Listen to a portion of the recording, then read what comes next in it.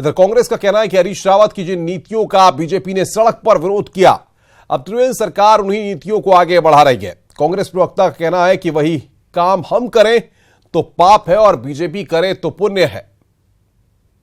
सवाल खड़ा किया है क्योंकि जब हमारी सरकार थी और ये लोग विपक्ष में थे तो बड़ा हो हल्ला इन्होंने ना सिर्फ डेनिस पर उठाया, भांग की खेती को जो बढ़ावा देने की बात माननीय हरीश रावत जी का जो विजन था उस पर इन्होंने ये सड़कों पर उतरने का काम किया और अनर्गल आरोप लगाने का काम किया कि पूरे उत्तराखंड को नशे में रावत डुबाना चाहते हैं, इसलिए हरीश रावत इस तरह की बात कर रहे हैं, प्रदेश को गर्त में ले जाने का काम कर रहे हैं। आज उसी बात को त्रिवेंद्र रावत जी कह रहे हैं, उसी विजन को आगे बढ़ा रहे हैं। देवप्रयाग के हिलटॉप पर शराब फैक्ट्री खोलने के हरीश रावत के ट्वीट के बाद सोशल मीडिया से लेकर सूबे की सियासत गर्मा गई है। पारा काफी गर्म हो गया है। न्यूज 18 पर सबसे पहले इस खबर को दिखाया गया, जिसके बाद अब इस मामले में पॉलिटिकल रिएक्शन के साथ साधु संत की प्रतिक्रियाएं भी सामने आने लगी हैं। गंगा महासभा के महामंत्री जितेंद्र सरस्वती ने बयान जारी कर शराब कंपनी हिलटॉप का लाइसेंस रद्द करने की मांग की है। उन्होंने कहा कि मुख्यमंत्री त्रिवेंद्र सिंह रावत को खुद इस मुद्दे पर संज्ञान लेना चाहिए। बता दें कि आपको देवप्रयाग एक धर्म नगरी है, लिहाजा इस कारण भी वहां पर शराब फैक्ट्री खोलने का विरोध साधु संत कर रहे हैं। उत्तराखंड की पवित्र देवभूमि देवप्रयाग, जहां पे मां अलकनंदा और भागीरथी मिलकर के गंगा के नाम से आगे बढ़ती है, उस भूमि पर शराब की फैक्ट्री हिलटॉप कंपनी को शराब बनाने के लिए आदेश देना, इससे बड़ा पाप और कुछ नहीं हो सकता। और बातचीत करने के लिए उत्तराखंड के हमारे संपादक अनुपम त्रिवेदी हमारे साथ फोन लाइन पे जुड़ रहे हैं। अनुपम जी, सवाल यहां पर यह है कि वैसे तो सियासत में कब क्या हो जाए कहा नहीं जाता, लेकिन सियासत ना जब रोटियां सेकने का वक्त होता है तो मौका छोड़ते नहीं है, और शायद इसीलिए हरीश रावत ने अब त्रिवेंद्र सरकार पर बड़ा हमला किया और यह सनसनीखेज खुलासा किया है। लेकिन ड्राई एरिया में सरकार किस तर्क के आधार पर इस तरह की फैक्ट्री को वहां पर एस्टेब्लिश कर रही है, क्या तर्क दिए जा रहे हैं? ये अनुभव देखिए बड़ा दिलचस्प है। एक्चुअली ये जो फैक्ट्री है, जिस ये दिल्ली की ये अल्कोहल कंपनी है, जिसको ये बिंदेश्वरी, जिसको परमिशन दी गई, ये तब दी गई थी जब दिसंबर 2016 था, और जब स्टेट जो है तकरीबन विधानसभा चुनाव में जा रहा था, हरीश रावत की सरकार ने ही इसको परमिशन दी।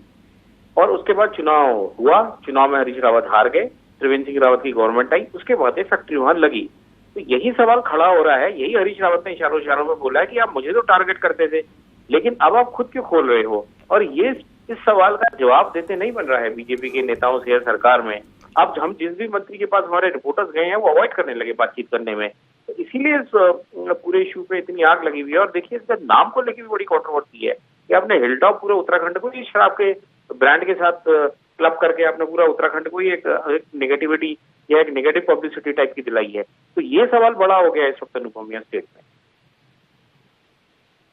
कि जब हम उत्तराखंड की बात करते हैं, उत्तराखंड के धार्मिक पर्यटन की बात करते हैं, तमाम चीजों की बात करते हैं, पिछले वक्त में हमने देखा था कि उत्तराखंड में शराब की दुकानों के टाइमिंग्स तक बदल दिए गए थे, आबकारी नीति में भी कई तरह के बदलाव किए गए थे। एक तरफ हम ये कदम उठाते हैं और सरकार दूसरी तरफ, अगर त्रिवेंद्र रावत की सरकार में ये फैसला नहीं लिया गया, हरीश रावत ने इस फैसले को लिया था, तो उसको दोबारा एग्जामिन करने की जरूरत थी। तब आप देखते कि ये फैक्ट्री लगानी है कि नहीं लगानी है, और अगर ये फैक्ट्री लग गई उसके बाद उसको आप शह दे रहे हैं वहां पर, ये तो गलत है। हाँ बिल्कुल अनुपम, जो साधु संतों की भी जो प्रतिक्रिया है, उनका भी ऑब्जेक्शन इसी बात को लेके है कि भाई आपकी बीजेपी की गवर्नमेंट है, देवप्रयाग जैसी जगह में अगर एक सरकार ने परमिशन दे भी दी थी तो इसको रिव्यू क्यों नहीं किया गया, क्यों इस सरकार ने उसको आगे बढ़ा लिया है? और यही एक सवाल ऐसा है कि जो सरकार को बार बार मुझे लगता है परेशान करेगा। इसका जवाब इसीलिए देते नहीं बन रहा है कि इसको जस्टिफाई कैसे करेंगे। अभी हमारे संवाददाता ने बात करी थी खजानदास से, जो प्रदेश के बड़े नेता हैं बीजेपी के और विधायक भी हैं। उनका कहना था कि हाँ, ये भी तो बीजेपी की गवर्नमेंट ने इसको आगे बढ़ाया है, दी परमिशन कांग्रेस ने है, और ये हो कैसे क्या, इस बारे में हम बात करके कुछ कह पाएंगे। यानी कि बीजेपी के नेता अभी उस पूरे मामले को कवर अप कर रहे हैं, और ये एक अच्छा मौका है कि कांग्रेस ताकि खुद वो सरकार को घेर रही है।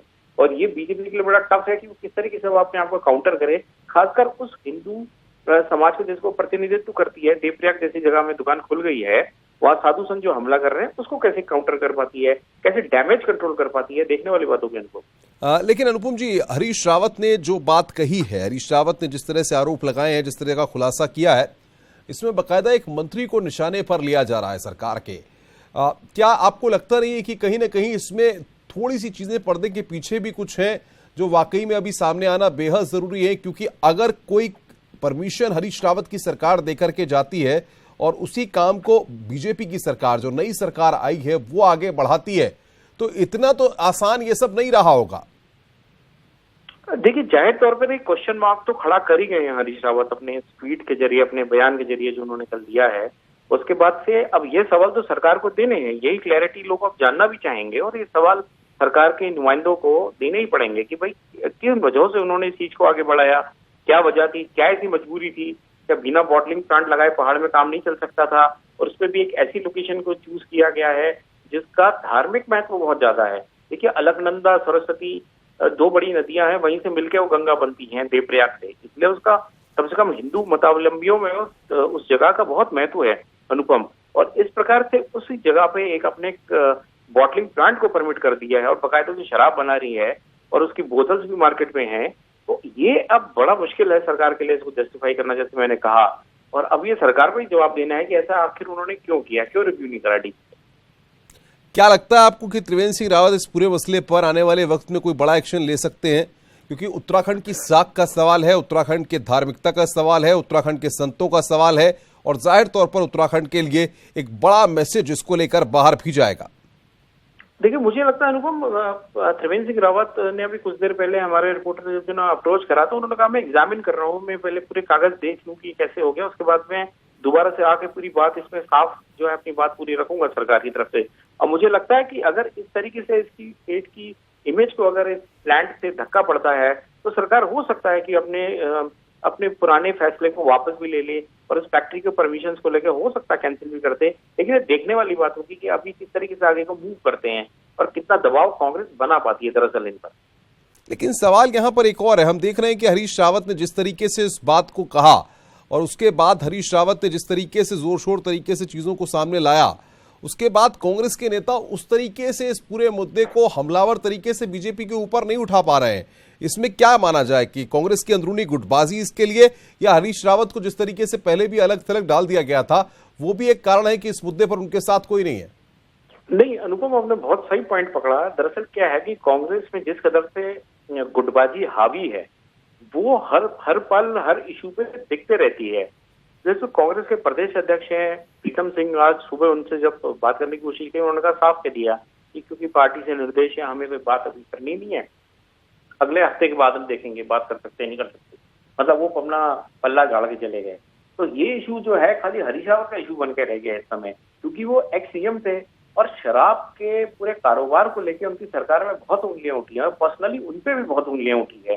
तो इसलिए मुझे लगता है वो बार बार दर्द उनके मन से छलक जाता है और ये जैसे मौका इनके कल हाथ लगा तो इन्होंने ये खबर को पब्लिक करा, ये इन्फॉर्मेशन को पब्लिक डोमेन में डाला कि इस तरीके से ये हो रहा है। तो यहाँ पर कांग्रेस उस तरीके से बहुत मजबूती से इशू को नहीं उठा रही है और ये इशू तो फिलहाल ऐसा लगता है कि हरीश रावत वर्सेस सरकार का इशू है। अनुपम, बिल्कुल, बहुत बहुत शुक्रिया अनुपम जी बातचीत करने के लिए। अनुपम त्रिवेदी हमारे उत्तराखंड के संपादक इस बड़ी खबर पर हमारे साथ जुड़े हुए थे और तमाम अपडेट समय दे रहे थे।